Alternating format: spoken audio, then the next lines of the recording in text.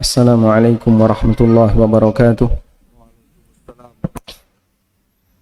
Alhamdulillahi rabbil alamin. Wassalatu wassalamu ala ashrafil mursalin Nabiyyina wa maulana Muhammadin wa ala alihi wa sahbihi ajma'in. Wa ashhadu an la ilaha illallah wahdahu la syarikalah. Wa ashhadu anna Muhammadan abduhu wa rasuluh sallallahu alaihi wa ala alihi wa sahbihi wa man tabi'ahum bi ihsanin ila yaumiddin. Alhamdulillah, puji syukur kita haturkan kehadirat Allah Subhanahu wa taala.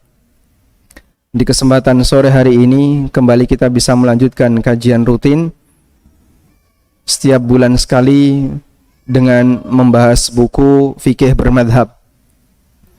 Dan insya Allah di kesempatan kali ini kita masih melanjutkan tentang beberapa teori penting berkaitan dengan masalah bagaimana cara belajar agar lebih maksimal. Jadi untuk belajar kita butuh belajar. Untuk bisa belajar kita butuh belajar. Karena itulah di masing-masing ilmu di situ terdapat pengantarnya. Ilmu fikih ada pengantar ilmu fikih. Ilmu bahasa ada pengantar ilmu bahasa. Ilmu apa lagi nanti ada pengantar ilmu tersebut. Karena ketika seseorang tidak mengetahui bagaimana cara yang benar dalam mempelajari sebuah ilmu tertentu, dia tidak akan bisa secara maksimal untuk mendapatkannya. Masya Allah. Karena itu bisa kita lihat banyak sekali para ulama yang menulis buku dengan judul madkhal, pengantar, atau dengan judul muqaddimah, yang artinya juga pengantar. Syekhul Islam Ibnu Taimiyah punya buku judulnya Muqaddimah fi ilmi tafsir, Muqaddimah ilmu tafsir. Kemudian Syekh Umar Sulaiman Al-Ashqar punya buku yang berjudul Al-Madkhal ila Ilmi Syariah, yang itu juga menjadi salah satu rujukan dari buku yang saya tulis. Kemudian Al-Baihaqi punya buku dengan judul Al-Madkhal ila Madhhab Syafi'i, dan beberapa buku-buku yang lainnya yang ditulis oleh para ulama, dan mereka nulis sebagai bentuk pengantar bagi siapa yang ingin mempelajari ilmu tersebut. Karena itu dalam belajar ilmu butuh belajar bagaimana agar kita bisa mendapatkan ilmu itu lebih maksimal.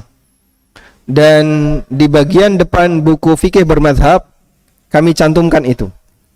Sebab fikih bermadhab ini mengajarkan bagaimana cara yang sangat tepat ketika kita hendak belajar beragama. Belajar beragama. Karena isi agama ini sangat kompleks. Lalu beragama bagaimana yang ideal, kita akan menjumpai banyak hal, banyak rambu-rambu dalam beragama itu. Nah, kita perlu mempelajari bagaimana belajar beragama. Dalam beragama kita menjumpai dalil. Maka kami bahas tentang pemahaman terkait Al-Quran, Sunnah, Ijma' dan Qiyas, yang itu di bagian awal dari buku fikih bermadhab. Dalam beragama kita nanti akan menjumpai adanya fatwa. Maka kami sebutkan tentang fikih dalam berfatwa dan meminta fatwa. Kita menjumpai adanya perbedaan pendapat, ikhtilaf. Maka kita bahas fikih tentang ikhtilaf. Kita menjumpai ada madhab, kita bahas fikih bermadhab. Kita menjumpai ada bentuk mengikuti ulama, maka kita bahas bagian itu. Sehingga buku ini sebenarnya mengajarkan tentang bagaimana cara beragama dalam Islam. Karena setiap orang yang beragama nanti dia akan menjumpai realita-realita itu pada saat dia beragama. Nah, ini butuh pengantar, butuh pemahaman yang benar agar tidak salah dalam mengambil sikap. Tayyib. Nah, kemudian di bagian akhir dari buku ini kami sebutkan definisi ilmu yang bermanfaat, setelah kita menjelaskan tentang kata kunci agar orang bisa sukses dalam belajar. Terakhir yang kita bahas adalah kita membuat kesimpulan tentang hadis Nabi sallallahu alaihi wasallam atau tentang firman Allah Subhanahu wa taala bahwa ilmu itu ibarat air hujan. Sementara batin manusia adalah tanah yang akan menampungnya. Air punya karakter gimana? Mengalir dari tempat yang rendah ke tempat yang tinggi. Dari sumur ke tandon. Betul? Dari sumur ke tandon berarti dari tempat yang rendah ke tempat yang tinggi. Leres mboten? Salah. Oh, itu pakai mesin. Berarti kalau dibalik itu butuh tenaga. Air mengalir dari tempat yang tinggi ke tempat yang rendah. Maka ilmu cenderung mengalir ke tempat yang rendah. Karena itu Abdullah bin Mu'taz rahimahullah, Abdullah ibn Mu'taz al-Abbasi rahimahullah mengatakan, al-mutawadhi'u fi tullabil ilmi aktsaruhum ilman kama annal makanal munkhafid aktsarul buqa'i ma'a. Orang yang tawadhu dalam belajar itu paling kaya ilmunya, paling banyak ilmunya, sebagaimana tempat yang landai paling banyak dialiri oleh air. Dan bentuk tawadhu dalam belajar ada dua makna. Yang pertama adalah tawadhu dalam bersikap kepada orang lain, sehingga dia tidak merasa lebih hebat, tidak merasa lebih mulia, tidak merasa lebih sempurna dibandingkan orang lain. Oleh karena itu dalam dirinya tidak ada perasaan menghina orang lain, merendahkan orang lain. Dan bentuk tawadhu yang kedua adalah kesiapan untuk move on. Move on apa, Pak? Simbah, move on ini kenapa, Mbak? Siap untuk berubah apabila dijumpai adanya kebenaran yang baru dia dapatkan. Sehingga dia tawadhu. Bentuk yang kedua adalah saya siap untuk melakukan perubahan jika ternyata selama ini saya salah, jika ternyata apa yang selama ini saya ikuti tidak benar. Dia siap untuk move on. Itulah bentuk tawadhu terhadap ilmu yang kedua. Dan bentuk tawadhu semacam ini yang digambarkan oleh Nabi SAW berupa lawannya. Lawan tawadhu itu apa? Sombong, al-kibr. Kata beliau SAW, al-kibru batrul haq wa ghamtun nas. Sombong itu adalah ketika orang menolak kebenaran atau meremehkan orang lain.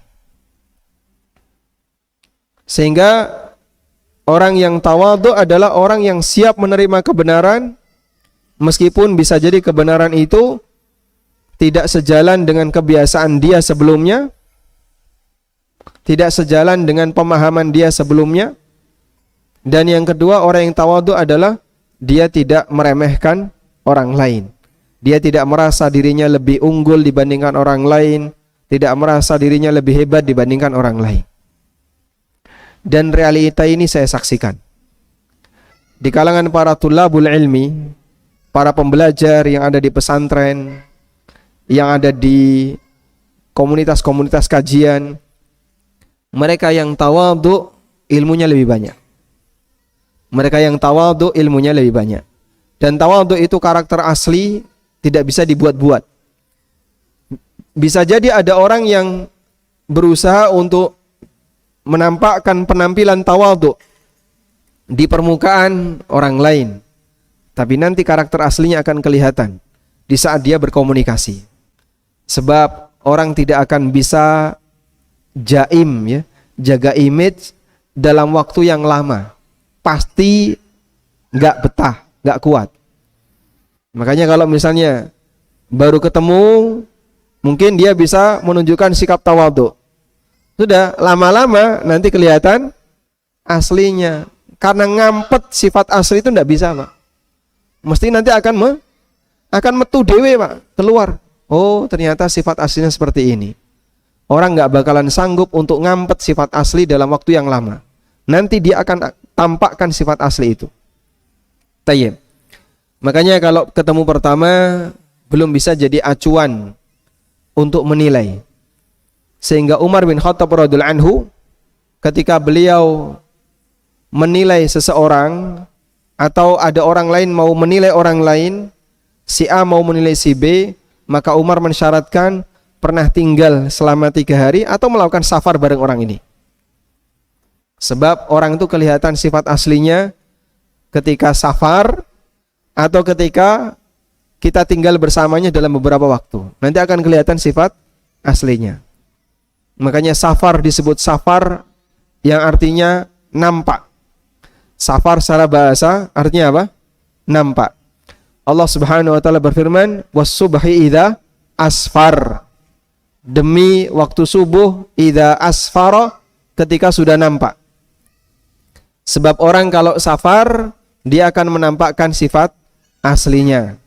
Sing cetil ketok cetil nggih, sing males ketok males, itu ketika apa? Safar. Baik. Selanjutnya, lalu apa yang dimaksud dengan ilmu yang bermanfaat?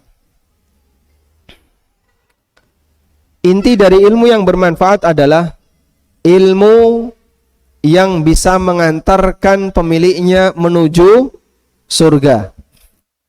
Ilmu yang bisa mengantarkan pemiliknya menuju surga.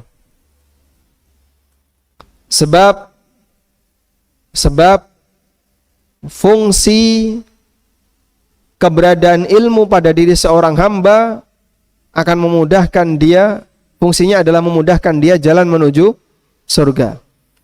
Sebagaimana yang disabdakan Nabi SAW, beliau mengatakan, man salaka tariqan yaltamisu fihi ilman sahalahullahu lahu bihi tariqan ilal jannah. Siapa yang menempuh satu jalan dalam rangka untuk nyari ilmu, maka Allah mudahkan baginya jalan menuju surga. Sehingga fungsi ilmu itu dipelajari adalah agar memudahkan pemiliknya untuk menuju surga. Maka kenapa kita belajar? Agar kita masuk surga. Ya. Jadi ini untuk menjawab sebuah pertanyaan terakhir ya. Kenapa kita belajar, Pak? Agar jadi kaya, atau utangnya lunas, atau biar istrinya tambah, atau tujuannya apa? Agar kita masuk surga. Kenapa kita belajar? Agar kita masuk surga. Tujuan kita belajar adalah agar kita masuk surga. Berarti ilmu itu sejalan dengan fungsinya ketika ilmu itu mengantarkan pemiliknya menuju surga. Dipahami insyaallah? Alhamdulillah. Karena itulah definisi ilmu yang bermanfaat adalah ilmu yang bisa mengantarkan pemiliknya menuju surga. Baik. Dan untuk bisa menjadi orang yang mendapatkan surga, maka syaratnya orangnya harus bertakwa. Untuk bisa mendapatkan surga, syaratnya orang itu harus bertakwa. Karena itulah Allah Subhanahu wa ta'ala hanya menerima amal dari hamba yang bertakwa. Innama yataqabbalullahu minal muttaqin. Sesungguhnya Allah hanya menerima amal dari hambanya yang bertakwa. Baik, sekarang coba kita buka di halaman Romawi XXIX. Berapa itu jadi? 29. Ilmu yang bermanfaat adalah ilmu yang bisa mengantarkan kita untuk semakin bertakwa kepada Allah. Karena Allah menurunkan penjelasan agama agar manusia bertakwa kepadanya. Dzalikal kitabu la raiba fihi hudal lil muttaqin. Allah juga berfirman, wa anna hadza sirati mustaqiman fattabi'u wa la tattabi'u subula fatafarraqa bikum an sabili dzalikum wassaqum bihi la'allakum tattaqun. Sesungguhnya ini adalah jalanku yang lurus, fattabi'u, karena itu ikutilah jalan ini. Wa la tattabi'u subul, dan jangan mengikuti jalan-jalan yang lain. Fatafarraqa bikum an sabili, sehingga kalian semakin menjauh dari jalan Allah. Ini jalan Allah yang lurus, jangan ikuti jalan yang lain, karena kalian nanti akan semakin menjauh dari jalan Allah. Sehingga jalan yang lurus itu telah disediakan. Jalan yang lurus itu sudah disediakan. Tinggal kau ikuti saja jalan yang lurus ini. Jalannya sudah ada belum, Pak? Sudah. Manusia apakah harus buka jalan baru, babat alas biar bisa sampai tujuan? Tidak perlu. Jalan itu sudah disediakan. Surga ada di depan, dan jalan menuju surga itu sudah disediakan, yaitu syariat Allah Subhanahu wa ta'ala. Kalau begini, Pak, di depan ada istana yang megah. Jarak antara kita dengan istana itu 100 kilo. Cuman masing-masing orang tidak diberitahu bagaimana jalan untuk menuju istana yang megah itu. Terus apa yang harus dilakukan? Masing-masing dikasih perintah. Semua harus masuk ke istana itu pada waktu A. Kalau tidak, dia akan diterkam oleh serigala atau oleh buaya. Pokoknya kalau nggak masuk istana itu, pasti dia akan diterkam oleh serigala atau buaya. Kamu dikasih waktu sekian puluh tahun untuk menuju istana itu. Terus apa yang harus kita lakukan? Sakarepmu pokoke yang penting babat alas.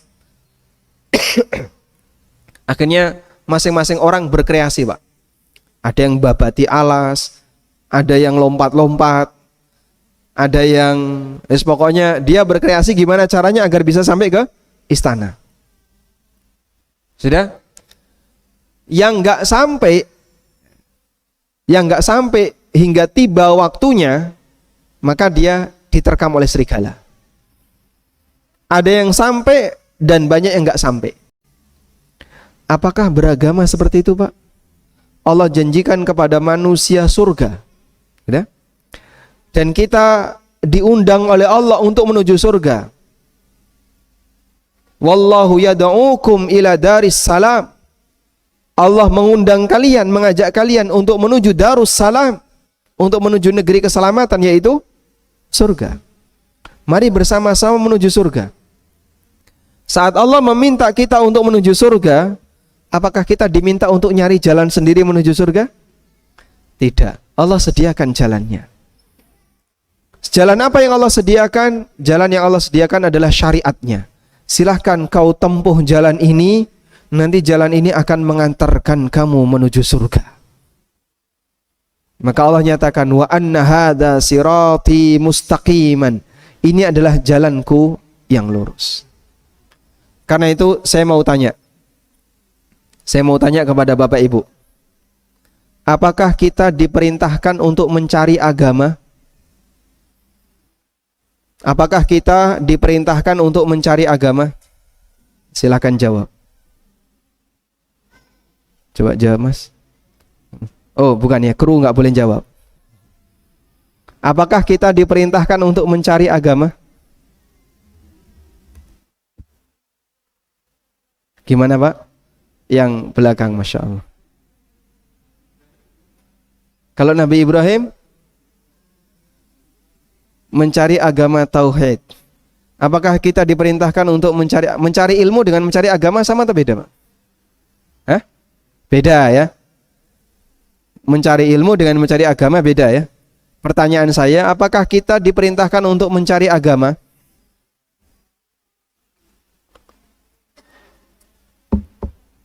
Iya atau tidak, Pak? Apakah kita diperintahkan untuk mencari agama? Jawaban A, iya. Jawaban B, tidak. C, tidak tahu.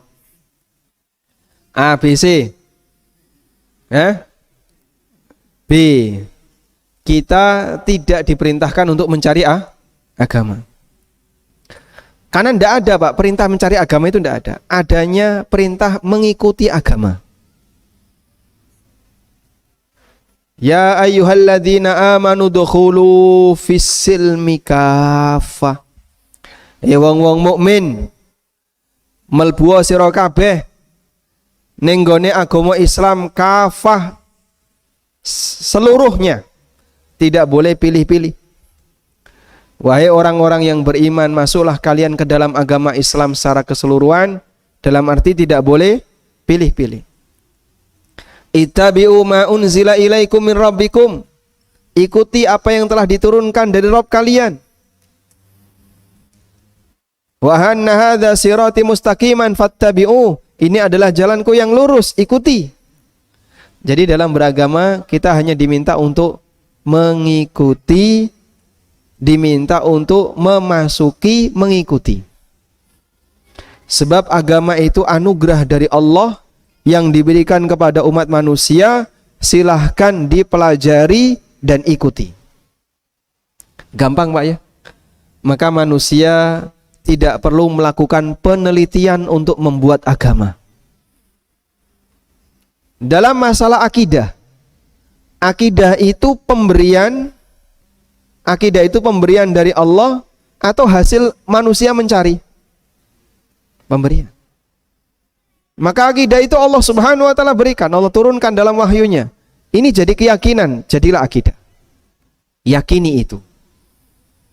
Manusia tidak diperintahkan untuk mencari, carilah akidahmu. Coba bayangin Pak, kalau masing-masing di antara kita diperintahkan untuk mencari akidah, diperintahkan untuk mencari agama, maka saya dengan Lekwit, dengan jamaah yang lain, ada 100 pikiran, ada 100 agama. Sehingga walhamdulillah Allah Subhanahu wa taala jadikan agama itu anugerah. Dan Allah berikan kepada umat manusia sebagai sebuah paket yang tinggal diikuti, dan dia tidak perlu untuk berkreasi. Sebab manusia tidak akan mampu untuk membuat kreasi dalam beragama, tidak mungkin. Dia nggak mampu untuk berkreasi membuat akidah, dia juga nggak mampu untuk berkreasi agama. Maka tidak ada ceritanya manusia beragama itu berteori atau berkreasi atau melakukan penelitian untuk mencari agama, itu tidak ada. Sebab agama itu diturunkan oleh Allah Subhanahu wa taala. Karena itu kalau orang berkreasi dalam agama, bisa dipastikan dia akan menyimpang. Begitu ya. Baik. Nah, setelah kita mengikuti agama, kita kan butuh informasi. Saya mau ngikuti Islam. Informasi apa yang harus saya ketahui tentang Islam? Nah, itu kamu harus cari. Proses mencari itu disebut dengan mencari ilmu. Dia mencari ilmu untuk mendapatkan keterangan tentang fikih sholat. Dia nyari ilmu untuk mendapatkan keterangan tentang fikih bagaimana cara bersuci yang benar.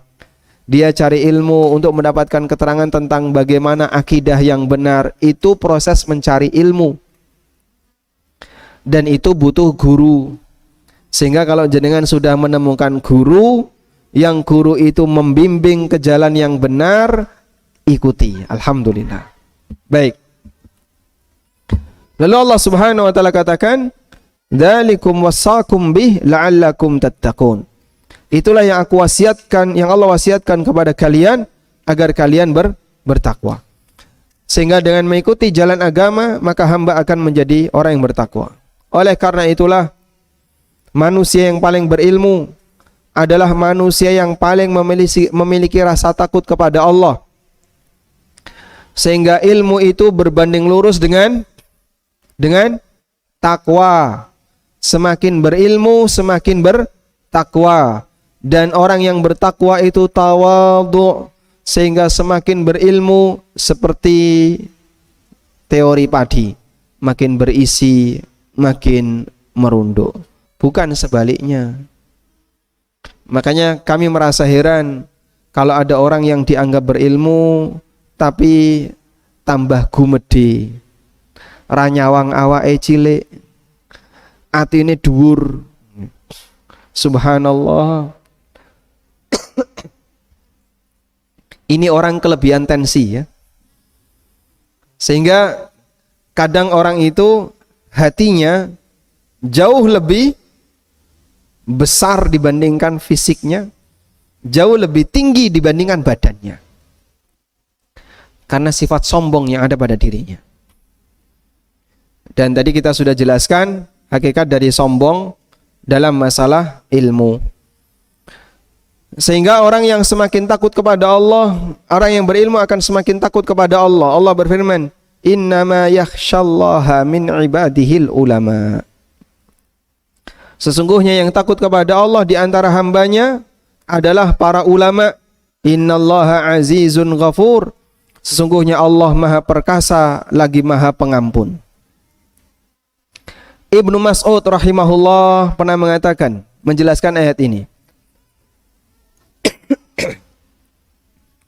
laisal ilmu an kathratil hadith. Hakikat dari ilmu bukanlah orang yang pintar bicara, yang wacananya melimpah, ngerti apa wae, nek ngomong rano pucuke kan Pak ya. Dia kalau sudah bicara, masya Allah, cas cicus. Baik jamaah. Karena itulah orang yang berilmu, dia tidak akan pernah menganggap dirinya lebih hebat dibandingkan yang lain. Karena salah satu di antara konsekuensi semakin takut kepada Allah, dia itu merasa tidak ada yang menjamin dirinya akan lebih baik dibandingkan orang lain.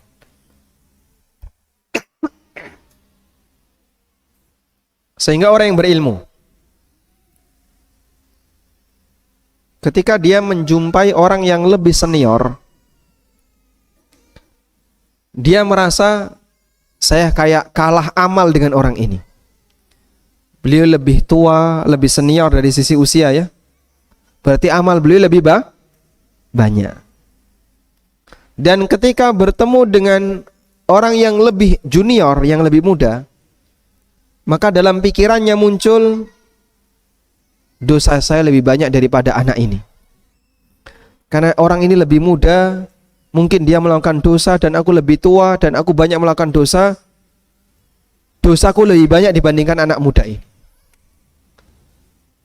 Kalau situasi perasaan semacam ini selalu kita hadirkan dalam kehidupan kita sehari-hari, tidak mungkin kita akan merasa lebih unggul dibandingkan orang lain. Lihat orang yang lebih tua merasa kalah amal, lihat orang yang lebih muda merasa lebih banyak dosa. Situasi seperti itu selalu hadir dalam diri seorang ulama.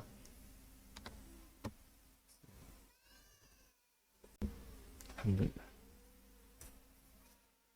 Ya. Makanya kalau saya melihat ya, Yuswa pinten Mbah? 72. Ada yang lebih senior?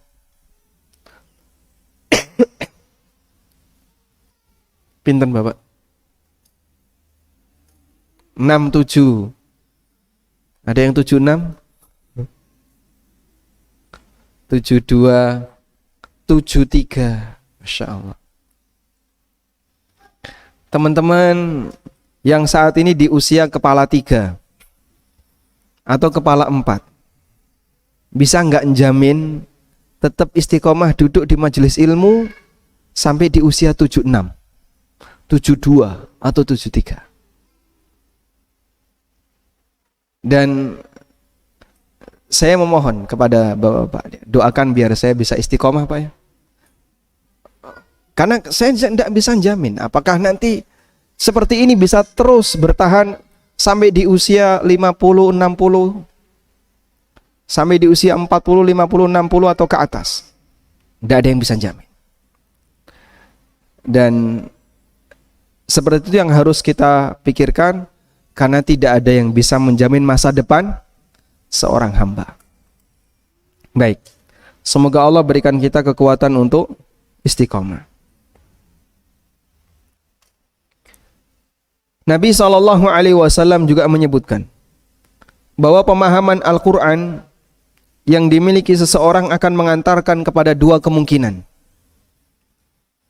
Yang pertama, mengantarkan pemiliknya ke surga, sehingga ilmu itu menjadi hujjah yang akan membelanya di akhirat, sebab ilmu itu diamalkan. Atau sebaliknya, justru ilmu itu akan menyeret pemiliknya menuju neraka, sehingga ilmu itu menjadi hujjah yang akan menuntutnya kelak di yaumil akhir. Waliyadzubillah. Dan bisa jadi orang mengalami situasi seperti itu. Kaya akan ilmu, namun ternyata di akhirat ilmu itu nuntut dia. Kenapa dulu aku tidak kau amalkan? Sebab salah satu yang akan ditanya oleh Allah Ta'ala kelak di yaumil akhir adalah wa an ilmihi fima fa'al. Orang itu akan ditanya tentang ilmunya, sejauh mana ilmu itu dia laksanakan. Berarti nek ngono Pak, ojo kokean sinau nggih Pak. Bertahan orang ngerti kan ra apa-apa, sehingga tidak banyak tanggung jawab. Bukan demikian Mas, ini kesimpulan yang salah. Kita harus tetap berusaha. Dengan ilmu kita akan bisa menjadi lebih baik, insya Allah, apabila ilmu yang kita miliki berusaha untuk kita amalkan dalam kehidupan kita sehari-hari. Dari situlah Nabi SAW bersabda dalam sebuah hadis yang diriwayatkan oleh Ahmad, Muslim dan yang lainnya, dari sahabat Abu Malik Al-Asy'ari radhiyallahu anhu, Rasulullah SAW bersabda, wal Qur'anu hujjatun laka au alaika. Al-Quran akan menjadi hujjah yang membelamu, atau sebaliknya Al-Quran akan menjadi hujjah yang akan menuntutmu, sehingga kelak di hari kiamat kau dituntut oleh Al-Quran. Kenapa dulu kau tidak amalkan Al-Quran itu? Ilmu akan mengantarkan pemiliknya ke surga ketika ilmu itu diamalkan, dan sebaliknya ilmu itu akan mengantarkan pemiliknya menuju neraka ketika ilmu itu tidak diamalkan. Maka ilmu yang bermanfaat adalah ilmu yang menjadikan seseorang semakin bertakwa kepada Allah, sehingga ilmu itulah yang akan memberikan bimbingan kepada pemiliknya menuju surga Allah Subhanahu wa taala. Walhamdulillahi rabbil alamin. Nah, kalau sudah paham ini Pak, berarti sebenarnya tujuan kita belajar itu apa Pak? Tujuan kita belajar itu apa? Agar kita bisa menjadi hamba yang bertakwa kepada Allah untuk bisa mendapatkan surga Allah. Maka kalau ada orang yang belajar tapi tujuannya bukan untuk ini salah tujuan. Nyuwun sewu nggih. Ada sebagian orang yang belajar tujuannya biar bisa debat di masyarakat. Saya pernah mendengar kabar ada sekelompok pemuda yang dikumpulkan dan dia dididik khusus di sebuah forum khusus bahas masalah teori berdebat dan bahas masalah debat, sehingga yang dipelajari itu ilmu-ilmu untuk debat. Nanti kau hadapi ya Wahabi ini misalnya, kata dia kan kayak gitu ya. Jadi dia punya alasan kayak gini, nanti kamu debatnya kayak gini, alasannya kayak gini, debatnya. Subhanallah, sing disinau ini lho kok kaya ngono, manfaatnya apa gitu? Apa manfaat dia belajar ilmu seperti ini yang bisa jadi tidak membuat dia semakin bertakwa kepada Allah, tidak semakin meningkatkan ibadah sholatnya, tidak semakin meningkatkan amaliyah lahiriahnya maupun batiniyah. Karena yang dia pelajari adalah mendebat orang lain. Dan ternyata di masyarakat itu ada. Ada juga sebagian orang yang mempelajari sesuatu yang tidak dia butuhkan. Misalnya kepo dalam masalah hal yang gaib. Kepo dalam masalah hal yang gaib gimana? Bahas hal yang gaib itu detail sekali. Saya ingin mencari tahu kapal Nabi Nuh itu ada di mana sih? Saya akan lakukan penelitian. Saya mau melakukan penelitian mencari jejak kerajaan Sulaiman. Akhirnya dibuatlah kesimpulan. Oh, ternyata kerajaan Sulaiman itu ada di Borobudur. Maka daerah yang dekat dengan itu dinamai dengan Sulaiman. Plesetan dari Sulaiman ya, jadi Sulaiman. Jadi ini sering dilewati oleh Raja Sulaiman. Sementara Ratu Balkis itu tinggal di daerah Mboko. Dipindah oleh jin Ifrit. Nah, subhanallah Pak. Kerajaan Mboko ada di Prambanan.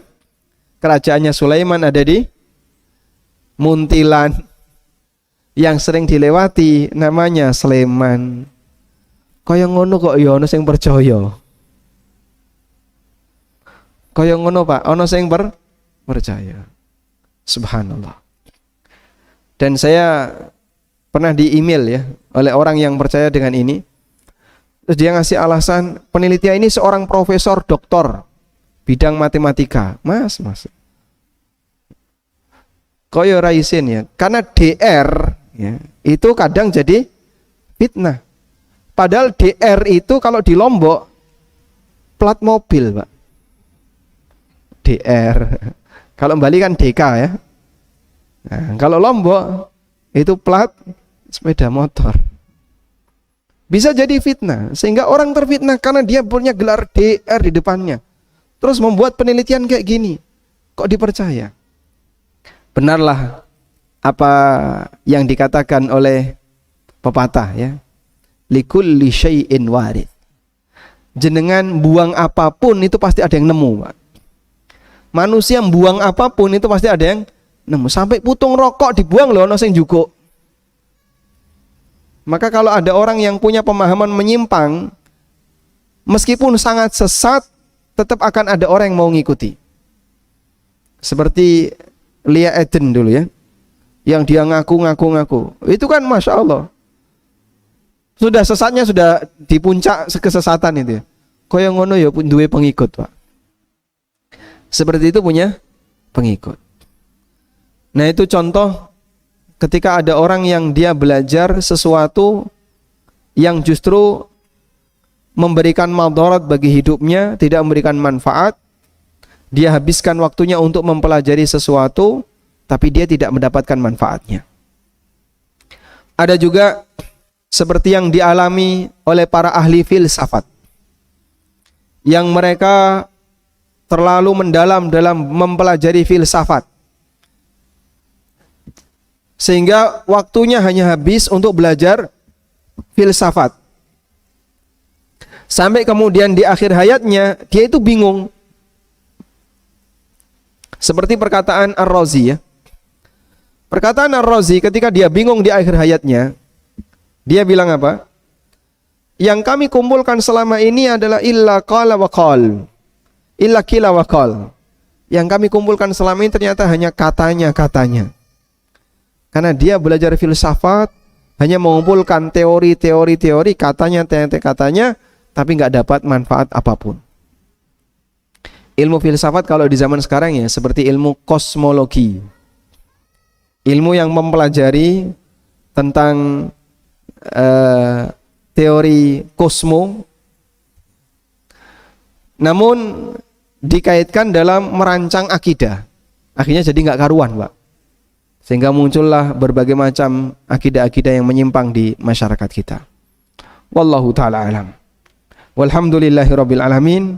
Selesai di muqaddimah dari buku Fikih Bermadhab tentang bagaimana cara belajar dan motivasi untuk belajar. Berikutnya kita beralih ke halaman selanjutnya. Halaman selanjutnya adalah daftar isi. Dibaca atau tidak ini? Tidak perlu dibaca ya. Nanti bisa baca sendiri.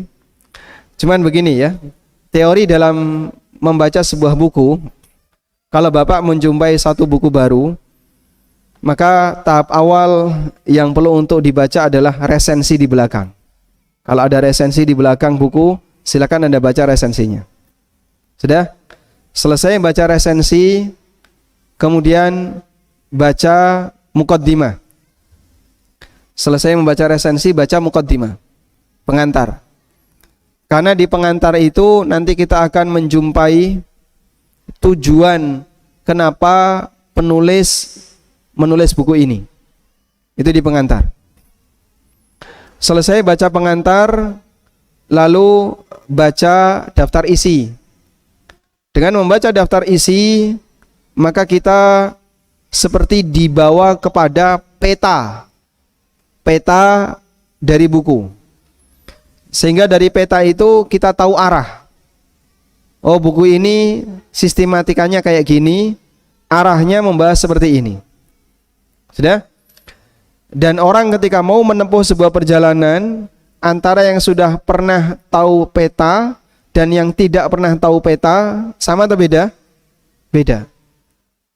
Yang sudah pernah baca peta lebih terarah.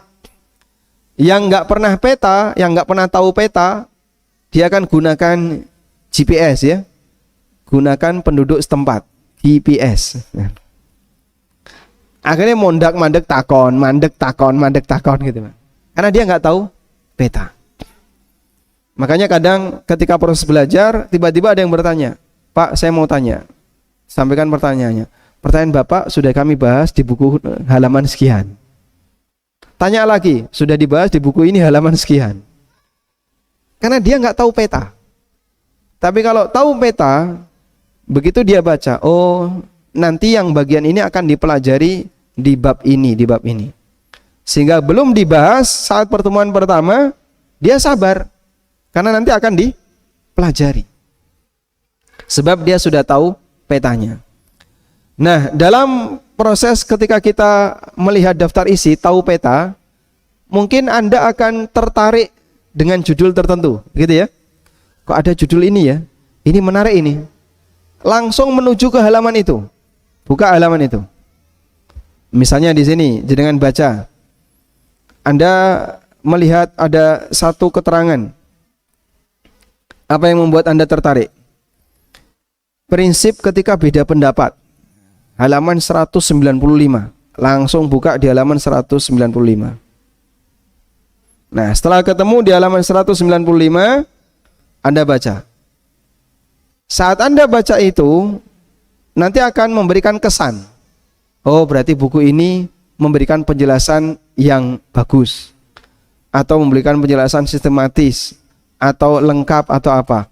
Kesan pertama itu akan membuat Anda tertarik untuk membaca di bab yang lain. Lihat daftar isi lagi, dicari-cari, belajar metodologi madhab 138. Langsung kita menuju ke 138. Nah, di 138 kita baca, oh yang dipelajari tentang kayak gini. Pada saat ada ketertarikan tambahan, Anda nanti cari yang lain, sampai kurang lebih 5 titik yang menurut Bapak Ibu itu pembahasan yang menarik untuk dibaca. Sudah? Mungkin Anda tidak mau menyelesaikan buku ini dengan sekali duduk, tutup, simpen. Tapi kan masih punya ketertarikan. Ada bab yang tadi saya lihat bagus tapi belum saya baca.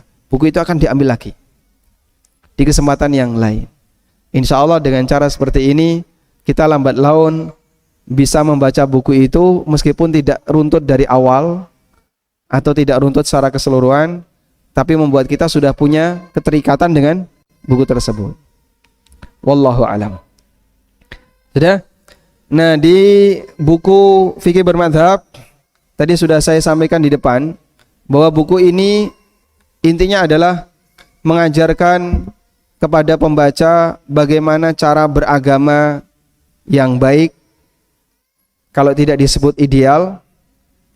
Karena itu intinya kita akan menjumpai apa saja sih dalam beragama. Pertama, kita akan menjumpai dalil. Maka di bagian awal saya jelaskan tentang pemahaman terhadap dalil, mengenal Al-Quran, mengenal hadis Nabi SAW, mengenal sunnah, mengenal ijma', dan mengenal qiyas. Dan saya punya prinsip gunakan bahasa sesederhana mungkin yang bisa dipahami oleh masyarakat awam. Maka kami tidak menggunakan bahasa model usul fikih yang berat, tapi kita gunakan bahasa yang insya Allah masyarakat awam bisa mempelajarinya. Yang kedua, dalam beragama kita diminta untuk mengikuti ulama. Dalam beragama kita punya guru, ya enggak? Kita punya guru. Mengikuti ulama. Lalu apa sih yang harus kita ketahui dalam mengikuti guru? Maka saya bahas tentang kaidah dalam mengikuti ulama. Nah, ketika kita mengikuti ulama, kita akan mengenal dunia dalam ilmu yang dipelajari oleh para ulama, yaitu adanya madhab. Adanya madhab ini tidak bisa dipisahkan dalam sejarah agama kaum muslimin, dalam sejarah beragama kaum muslimin. Maka kita perlu mengenal dunia bermadhab. Madhab itu seperti kerajaan. Saya punya guru, dan guru saya ini dia masuk ke sebuah kerajaan. Saya ingin tahu kerajaan itu. Kerajaan itu adalah madhab-madhab. Saya ibaratkan kayak gitu ya. Ya, meskipun ini hanya sebatas pendekatan visual. Nah, setelah kita tahu kerajaan madhab-madhab itu, kita perlu bimbingan. Terus cara untuk bermadhab yang benar bagaimana? Maka kami sajikan fikih bermadhab. Ya? Nah, dalam bermadhab kita menjumpai ikhtilaf. Kok ada beda pendapat ini? Ada perbedaan pendapat. Ketika ada perbedaan pendapat, sikap yang tepat gimana? Apakah seluruh perbedaan pendapat itu benar atau bagaimana? Nah, kita perlu panduan, maka kami sajikan fikih ikhtilaf. Dalam fikih ikhtilaf, nanti di situ kita akan menjumpai ternyata para ulama dalam membuat kesimpulan kenapa beda, itu berangkat dari perbedaan dalam beristihad. Lalu kita perlu untuk paham tentang apa itu ijtihad. Maka kami bahas pengantar tentang ijtihad. Bukan untuk mengajarkan masyarakat jadi mujtahid, karena modal untuk itu cukup banyak. Namun kami hanya ingin menunjukkan ijtihad itu kayak gini loh ya. Sehingga hargai orang yang beristihad dan bagaimana pengaruh ijtihad terhadap munculnya perbedaan pendapat. Maka kami bahas pengantar tentang ijtihad. Selesai membahas pengantar tentang ijtihad, orang yang tidak mampu beristihad, dia hanya bisa taklid.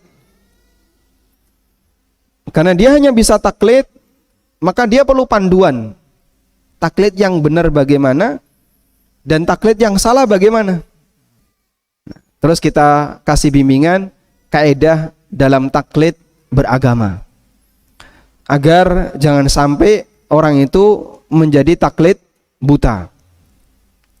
Nah, dalam proses bertaklid, kadang orang bertanya tentang kasus yang dia alami. Berarti dia minta fatwa. Nah, dalam hal ini ada bimbingannya. Lalu kita kasih keterangan tentang fikih tentang fatwa. Sudah?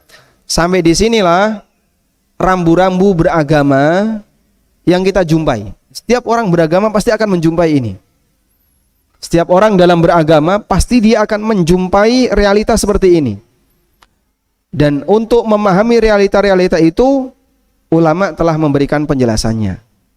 Dan saya belum menjumpai buku yang berbahasa Indonesia yang khusus bahas itu. Nah, buku ini kami hadirkan, semoga bisa menjadi pendekatan. Masyarakat Indonesia juga butuh untuk paham, untuk tahu apa sih itu taklid, apa madhab, apa ijtihad, dan seterusnya. Baik. Lalu dalam perjalanannya muncul penyimpangan. Dan penyimpangan manusia secara umum bersumber dari yang pertama karena logika. Dan orang kadang salah paham dalam memposisikan logika dan hubungan logika dengan agama. Maka kami bahas antara agama dengan logika. Logika itu apakah ditolak 100%? Tidak. Apakah kemudian diterima 100%? Tidak. Terus kapan logika itu bisa diterima dan kapan tidak bisa diterima? Ada panduannya. Kami bahas di sini ya, hubungan antara agama dengan logika. Sudah? Dan dulu di antara orang musyrikin, mereka tidak mau masuk Islam, alasannya karena logika. Khalid bin Walid radhiyallahu an, beliau masuk Islam ketika kapan? Khalid bin Walid menjelang Fathu Mekah. Jadi di akhir-akhir dakwah Nabi sallallahu alaihi wasallam. Alhamdulillah. Khalid masuk Islam menjelang Fathu Mekah, di akhir-akhir dakwah Nabi sallallahu alaihi wasallam. Lalu ada temannya Khalid yang tanya sama Khalid, "Kamu selama ini kemana saja? Kok baru masuk Islam sekarang? Padahal teman-temanmu sudah banyak yang masuk Islam, mengikuti ajaran Nabi Muhammad SAW. Kenapa kamu baru masuk Islam belakangan?" Maka Khalid mengatakan, "Tidak ada yang lain yang menghalangiku masuk Islam. Illa kana fina rijalun ru'usuhum uquluhum mithlul jibal." Tidak ada yang menghalangi kami untuk masuk Islam selain karena di tengah kami ada beberapa orang yang kami menilai logikanya itu seperti gunung. Mereka itu cerdas, pinter, ya, orang yang berilmu, dan dia nggak mau ikut Muhammad. Berarti ajaran Muhammad itu bermasalah. Oh, yang pinter di antara kami aja nggak mau ikut. Ya, bahasa kita, ada banyak profesor, doktor itu tidak setuju dengan ini. Maka kami tidak mau ikut. Ini aja profesor, doktor, mereka punya utang bank. Masa riba diharamkan? Gitu. Sehingga ada sebagian orang yang terhalangi untuk mau menerima kebenaran karena beralasan ada orang yang lebih pintar berlogika, dia tidak mau menerima itu. Subhanallah. Sehingga saat kita menyampaikan dakwah tentang riba contohnya ya, kami menyampaikan dakwah tentang riba, riba itu haram dan ini termasuk riba, ini tidak boleh dan seterusnya. Sebagian orang berkomentar, "Loh, yang profesor doktor aja punya utang bank kok, Mas?" Yang profesor doktor punya utang bank ya. Mas, punya utang bank itu kemuliaan atau memalukan? Kok sampean cerita gitu? Itu kan memalukan ya. Saya diutang pinten Pak. Itu rawani ngomong Pak. Meskipun diutang itu tetap rawani ngomong. Nggih, leres Pak. Diutang pinten? Bangga.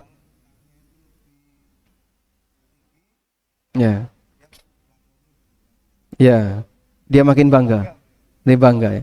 Utangnya dhuwur tambah bangga. Ini gak normal ini berarti. Dipercaya oleh bank. Masya Allah. Saya adalah orang kepercayaan bank, Mas.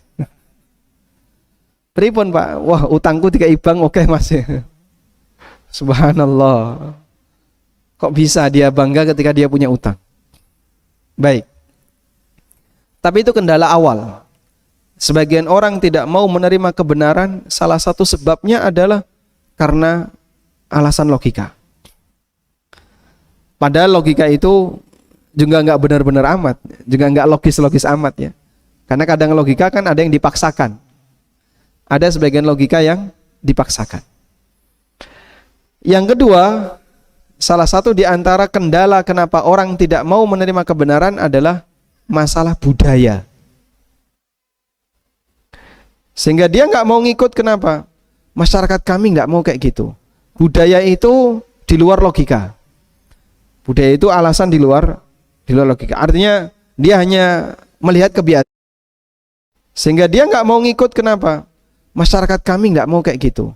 Budaya itu di luar logika. Budaya itu alasan di luar logika. Artinya dia hanya melihat kebiasaan. Karena tidak semua budaya pertimbangannya karena logika.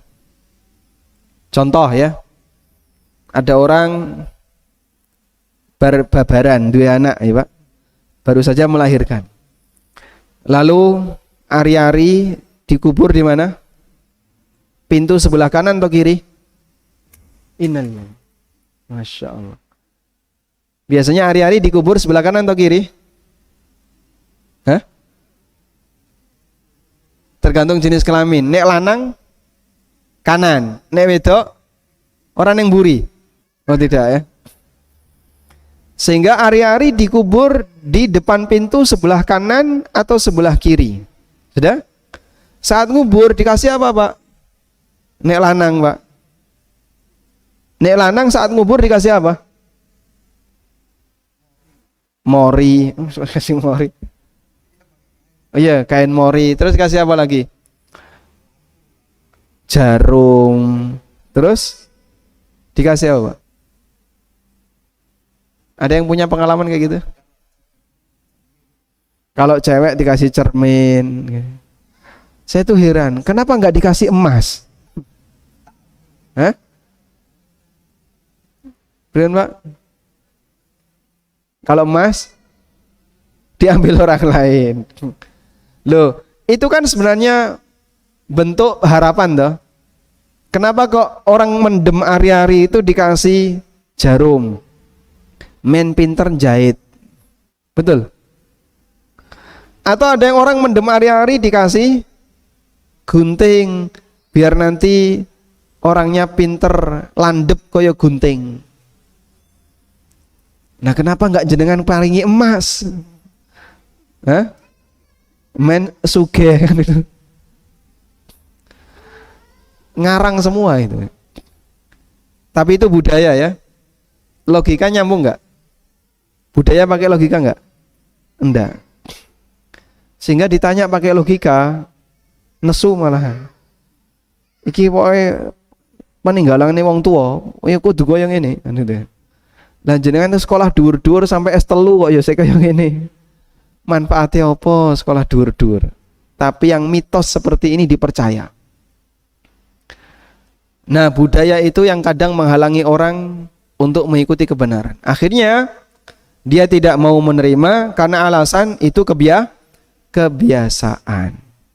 Karena itu di sini kami sebutkan di bab berikutnya menyikapi kebiasaan dan budaya agar budaya tidak menjadi agama.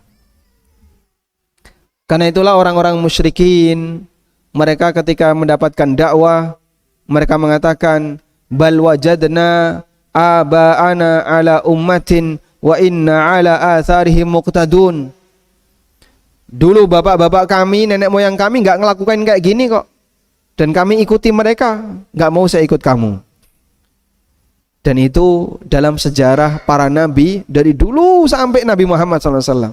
Selalu alasannya adalah budaya kami nggak seperti ini. Sebab salah satu di antara yang memusuhi Nabi Muhammad SAW adalah budaya musyrikin. Makanya kalau ada orang di zaman sekarang lebih mengunggulkan budaya daripada agama, itu bisa, kalau kelebihan Pak, bisa berbahaya. Tapi kalau masih di nuansa hiburan ya insya Allah masih bisa ditahan. Tapi kalau kebablasan itu bisa berbahaya. Apakah berarti Anda anti budaya? Oh enggak, saya juga orang Jawa yang punya budaya. Dan kita punya sadar budaya. Saya orang Jawa punya budaya Jawa. Bapak-bapak di sini juga orang Jogja punya budaya Jogja. Dan kita menghargai budaya yang budaya itu tidak bertentangan dengan agama. Sebab budaya bagi kami bukan agama, tapi itu adalah tradisi di masyarakat yang dijaga dalam rangka untuk menjaga kehormatan masyarakat selama tidak melanggar ajaran syariat. Wallahu a'lam. Walhamdulillahirabbil alamin. Itu kurang lebih gambaran dari buku yang kami tulis. Kemudian di bagian akhir ada penjelasan tentang dua sumber penyakit hati, yaitu syahwat dan syubhat. Dan yang terakhir nasihat terpisah Ini cuma keterangan-keterangan terpisah untuk memberikan prinsip dalam hidup, bahwa kita dihisap lahir batin. Jadikan Islam sebagai harga mati, karena Allah berpesan wala tamutunna illa wa antum muslimun. Ojo sampai mati kejaba awakmu dadi wong muslim. Maka pegang baik-baik ini, jangan sampai lepas. Lalu kita diajarkan bangga dengan agama, sebagaimana manusia bangga dengan dunia. Ada orang yang bangga dengan partai dia bangga. Ada yang bangga dengan ormas. Dan kita bangga dengan Islam. Karena itulah kebanggaan yang diperintahkan oleh Allah Subhanahu wa taala. Qul fa bi fadlillahi falidzalika falyafrahu dzalika khairum mimma yajma'un. Katakanlah, dengan karunia yang Allah berikan kepada kalian, yaitu karunia agama Islam, jadikan itu sebagai pusat kebanggaan. Dzalika khairum mimma yajma'un, itu lebih baik daripada apapun yang kalian kumpulkan. Sehingga agama itu lebih baik daripada dunia yang dikumpulkan oleh manusia. Kemudian hindari sikap ekstrim terhadap beragama. Bangga terhadap agama bukan berarti ekstrim beragama, dan itu dua hal yang berbeda. Lalu kita mengambil sikap yang ideal atau mendekati ideal, kemudian berbuat baik di sisa usia, dan bagian yang terakhir adalah dakwah Islam itu maksum, sebab Allah yang menjaga agama ini, bukan kita, agar kita tidak sampai menjadi orang yang merasa punya jasa terhadap perjuangan atau terhadap dakwah Islam. Wallahu a'lam wa sallallahu ala nabiyyina Muhammadin wa ala alihi wa sahbihi wa sallam.